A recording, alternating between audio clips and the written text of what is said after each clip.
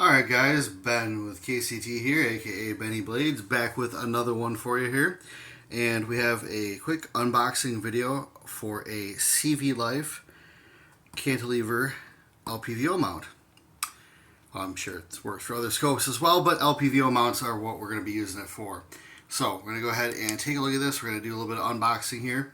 Now they did send this to me for unboxing, review, and some principal photography. So this is one that they did give to me, so full disclosure. They reached out to me and said that they enjoyed some of the reviews I had done on some of the other products that they work with. So it came originally from the company that called Easy Shoot, and they do some Lpvos. They'd seen my Lpvo kind of once over on one of their 1-to-6s and was interested in it. And so we talked about sending out some items for the channel, and they decided to send out this Lpvo mount here. So we'll go ahead and unbox this for the first time. We'll go ahead and take a look at what we get in the box and what we think about it, what we like, what we don't like, and then we'll go ahead and see about mounting it up on a gun. So let's go ahead and take a look here and see what we got. So the box is nothing special. It is a Chinese Lpvo mount. It's a 30mm mount, and it does supposedly include like inserts, little plastic inserts to make it a, I believe, 1-inch mount. So we'll see if those are in there, and it retails for right around 25 bucks. So standard for a Chinese Lpvo mount that you might see on Amazon. In fact, this is one of their Amazon listings. So let's go ahead and take a look here. Pop that open.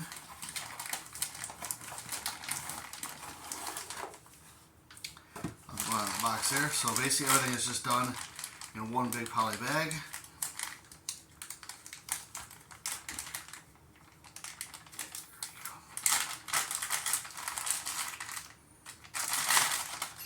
So, yeah, so they did include little spacer caps there, and that is, they're essentially reducer rings.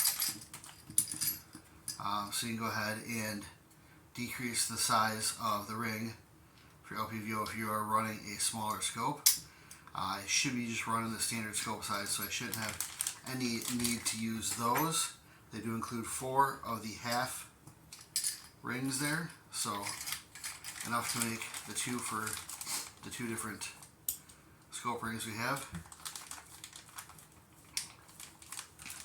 And it looks like they include 4 extra screws, which is kind of nice because everybody loses stuff, and I am no exception. And so having some extra screws in there is pretty helpful to go ahead and replace any that you lose. Now, I talked to them originally about sending out a mount that does not have the little thumb knobs there on the outside. I do prefer the mounting screws to be flush, but they wanted to send this one out and have us check this out first. So no big deal on that. I do like the fact that it is sort of a toolless adjustment. You can go ahead and use a pair of pliers or a wrench or whatever to tighten it down. One thing that you can also do, generally the Allen wrench that they include will work for it, but you can stick the included Allen wrench in there and use it as a lever to go ahead and tighten things down. A lot of people don't realize that you can go ahead and do that, but you can use that to tighten everything up. So realistically, you don't even need the pliers. You can just use the same Allen wrench that these things come with and go ahead and tighten that down onto your upper receiver of whatever rifle that you're running this on. So these do function as the recoil stops, looks like. So you can go ahead and when you tighten everything down, they run all the way through.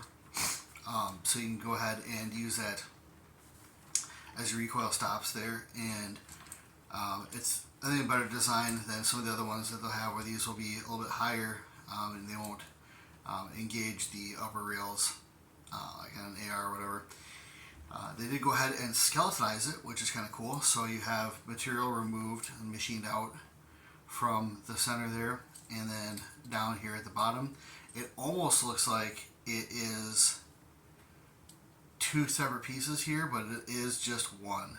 So the only separate piece they have obviously are these top ring caps here, and then this is going to be a separate piece, this bottom part. One thing I do like too about it is they give you a lot of grabbing surface here, so you have here and here for your grabbing surface on your rails. A lot of times you'll see scope mounts where they'll have like this entire section removed and these just sort of pared down to like little grippy bits.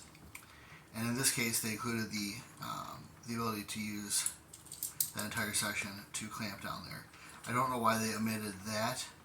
I'm not really sure they did it on both sides, but I'm sure they had a reason for it when they went ahead and machined it. So we'll go ahead and pull these off here.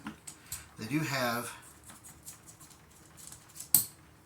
these little like washer and spring combos.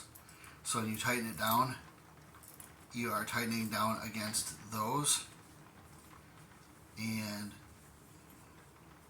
that's what will actually apply the pressure to the rail grabbing interface.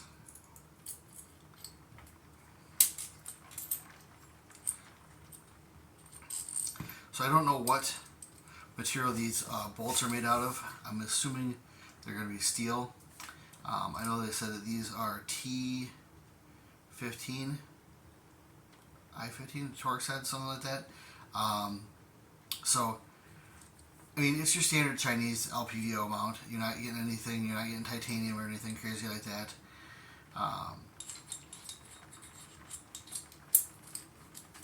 See if we can line that back up there. Probably this way. There we go. So I'll pop back on there. But I think for what it is, that it looks like it is plenty rugged.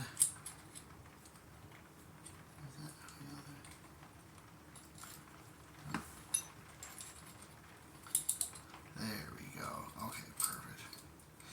And again, if you're looking for a mount that's $25, $30, something like that, this is going to be right in your price range. This is going to be something that is not going to break the bank too hard. Now, a lot of people are like, well, hey, why do you want an Lpvo mount that is of that price or that quality level or whatnot? There we go. Pop that back in there. And there's a lot of different answers to that question. I think one of the biggest ones is if you have a lot of rifles that you're outfitting. For me, I do a lot of testing for companies, so there's a lot of guns that are getting different optics packages and things like that. And as soon as I say, hey, go check out my Lpvo, by the way, I'm not going to throw a mount in the box. Okay, cool, sure, no worries. But I don't know if I'm going to necessarily spring out for, a ScalarWorks mount or anything like that for, just some random optic that people send out to the channel or whatever. And the other thing, too, is if you have a cheaper optic, you may not sit there and go, okay, well, a lot of these Lpvos, like some of them I'm reviewing right now, are less than $100. I'm not going to go out there and throw on a $300 mount for a $100 piece of glass. I mean, it would make sense to spend the money on the glass and get a cheaper mount. So in this case, I can get the mount and the glass for less than a more expensive piece of glass. Now, the optics elitists out there are like, oh my god, I can't believe you said that. Oh, it bores me. And to a lot of that, you're right. I would rather have, $1,000 Lpvo. But if I've got 6 or 7 rifles that I'm outfitting and testing out, I don't mind using something that's a little bit cheaper. And so the optics mount in the $25-$30 range works out pretty well for me, as long as it does what it's supposed to do. Is it going to return to 0 if you remove it? No. No, it's not. It does not have any sort of cam locking crazy, return to 0 features. It's literally thumb screws. Is it going to be some amazing, spec ops sniper mount? No. Is it something that's going to probably hold on to your, sub $100 Amazon glass and do pretty well at it? I think so.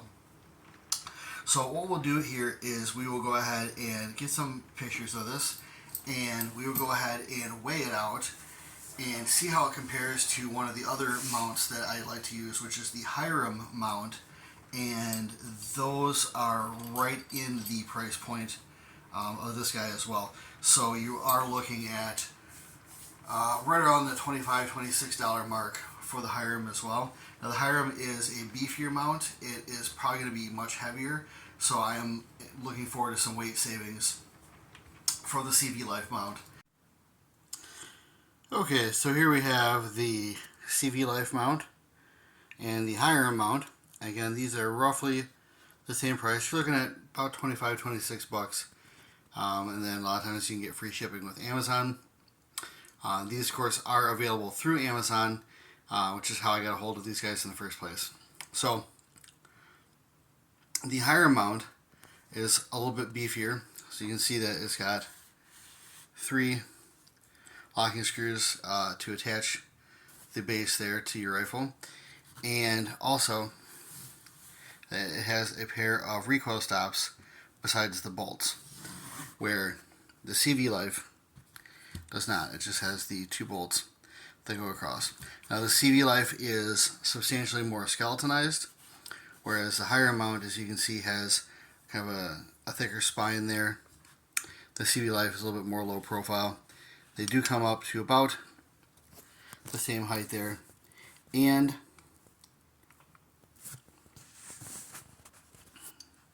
the rings are in almost the same place, although it looks like the CVLIVE rings are slightly closer together. Gotta get a better